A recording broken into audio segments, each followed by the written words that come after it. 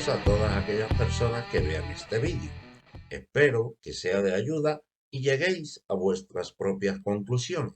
Si es así, comparte el vídeo y deja tus comentarios.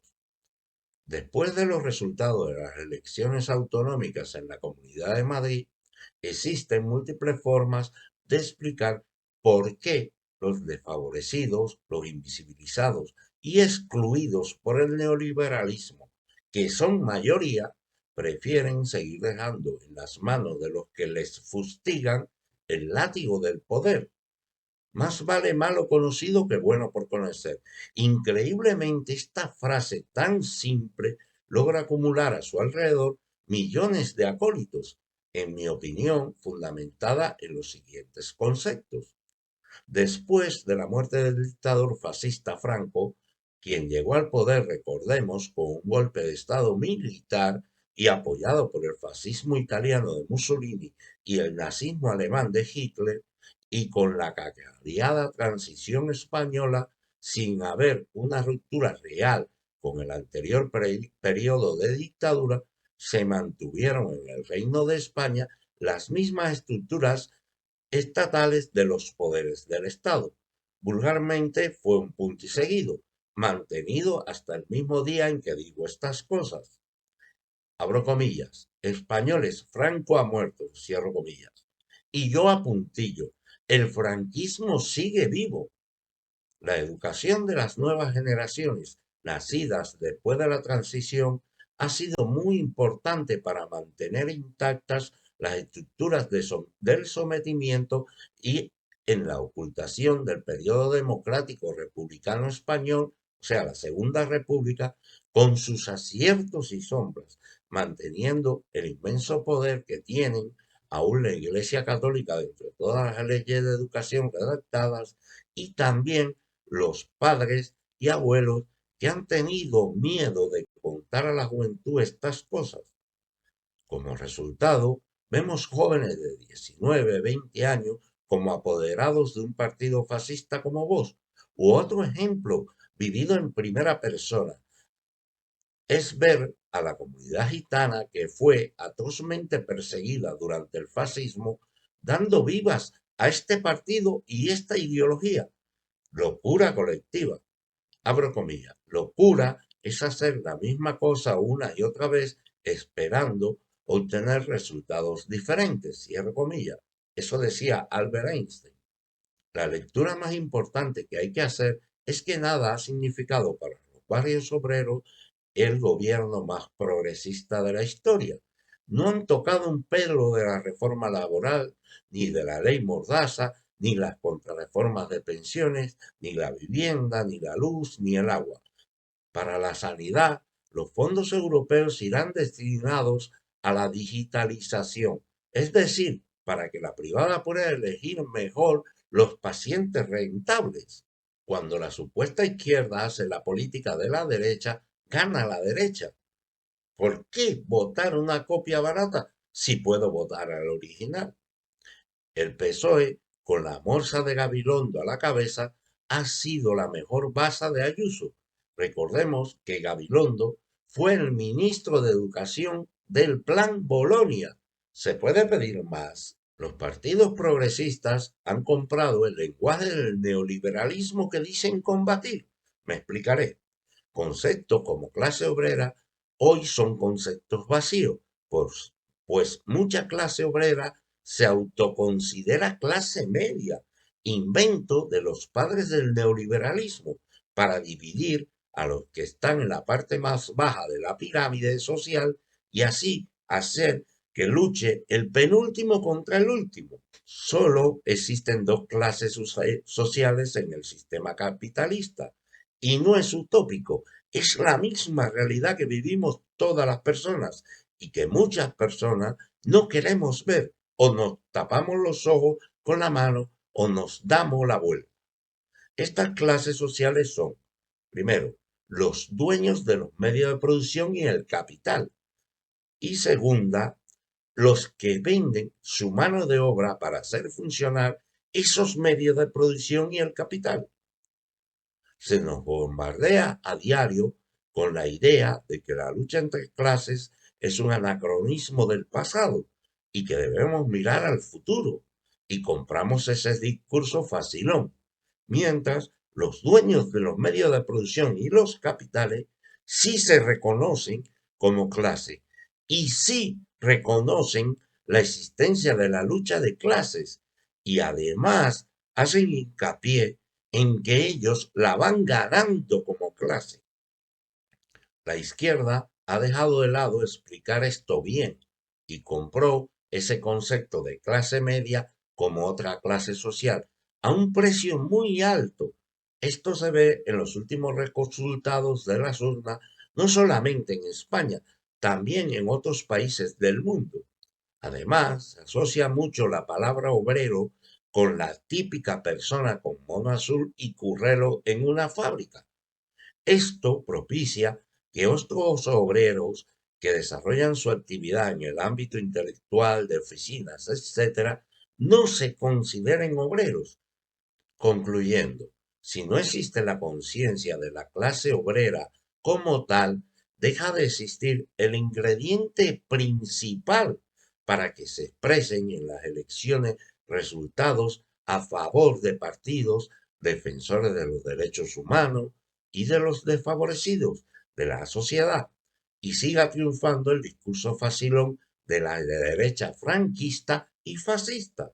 Así, las personas que, abarrotadas en los medios de transporte público, las que llevan días esperando que les atienda un médico ambulatorio, las que tienen un salario de miseria, prefieren votar por la libertad de tomarse una caña, de no cruzarse con su ex y demás estupideces.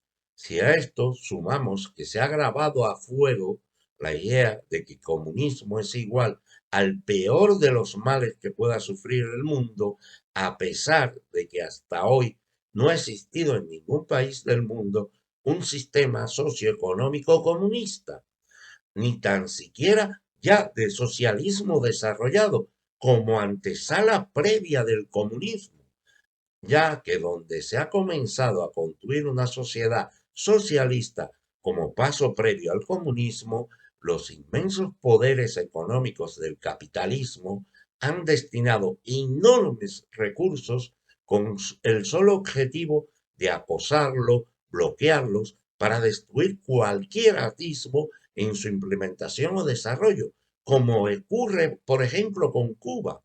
Los pueblos europeos temen más al comunismo que no ha existido que al capitalismo que les ahoga. Más claro, la portada de la revista satírica El Jueves.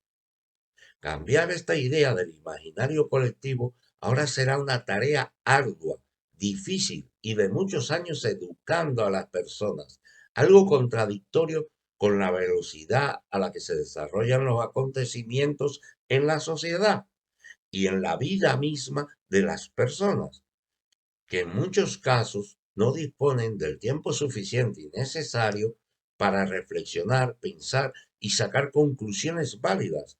Y si tienen tiempo, lo deben emplear en solucionar problemas acuciantes que le atenazan y en muchos casos suponen su propia subsistencia vital. Se acabó el espectáculo de las ocurrencias y del 99%. Sabemos que lo peor está por venir y para enfrentarlo, lo más indispensable, los cimientos de todo, es la construcción de la independencia de clase. Hay que remangarse y prepararse para cambiarlo todo. En primer lugar, romper el régimen del 78 de la transición, pues si no se hace, seguirá aumentando el poder de la oligarquía española, las desigualdades y la pérdida de los derechos establecidos en la Carta de Naciones Unidas de los Derechos Humanos, que parecían inamovibles y a diario son vulnerados, ignorados o eliminados.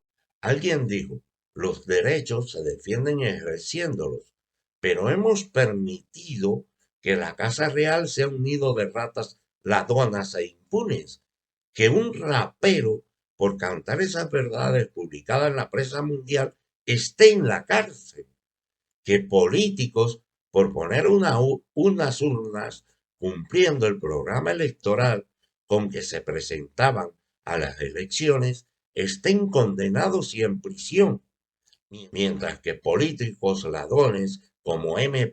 Rajoy, a día de hoy la justicia no sepa quién es y disfrute de estipendios generosos pagados con nuestros impuestos. Una sociedad que permite estas injusticias, corruptelas y demás fechoría sin salir en tromba a las calles no merece menos que les gobiernen sus verdugos. Entonces, ¿de qué sirve decir la verdad sobre el fascismo que se condena si no se dice nada sobre el capitalismo que lo origina? Estar contra el fascismo sin estar contra el capitalismo, rebelarse contra la barbarie que nace de la barbarie, equivale a reclamar una parte del ternero y oponerse a sacrificarlo. Esto decía Bertolt Brecht. Primero vinieron a buscar a los comunistas y yo no dije nada porque yo no era comunista. Luego vinieron por los judíos y yo no dije nada porque yo no era judío. Luego vinieron por los sindicalistas y yo no dije nada porque yo no era sindicalista. Luego vinieron por los católicos y no dije nada porque yo era protestante. Luego vinieron por mí, pero para entonces ya no quedaba nadie que dijera nada, decía Martin Niemöller. A esto nos ha conducido el capitalismo, el neoliberalismo económico, mientras como a niños pequeños nos meten miedo con el coco del comunismo, que no conocemos. No queda otra que las manifestaciones en las calles son más que nunca imprescindibles. La lucha es el único camino. ¿Y tú qué harás? ¿Y ustedes qué harán? ¿Y nosotras, todas las personas, qué haremos? ¿Acaso esperar sentados a que vengan a por nosotras? Cada una que se responda a sí misma y actúe en consecuencia. Si en cambio eres de los que tiembla de indignación cada vez que se comete una injusticia, seremos compañeros, que es más que ser parientes cercanos, y lucharemos juntas, codo a codo, todas las personas por un mundo de derechos plenos, justicia social y que nos permita a todas las personas vivir una vida digna. Qué clarividencia y buen retrato de la sociedad del 2021 española hay en la siguiente frase, abro comillas. España es una deformación grotesca de la civilización europea. En España, el trabajo y la inteligencia siempre se han visto menospreciados. Aquí todo lo manda el dinero. En España, el mérito no se premia el robar y el ser un sinvergüenza. Cierro comillas. Increíblemente, lo dijo una persona en el siglo XX, precisando más Luces de Bohemia, obra teatral de Ramón María del Valle Inclán, publicada en una primera versión por entregas semanales entre el 31 de julio y el 23 de octubre de 1920.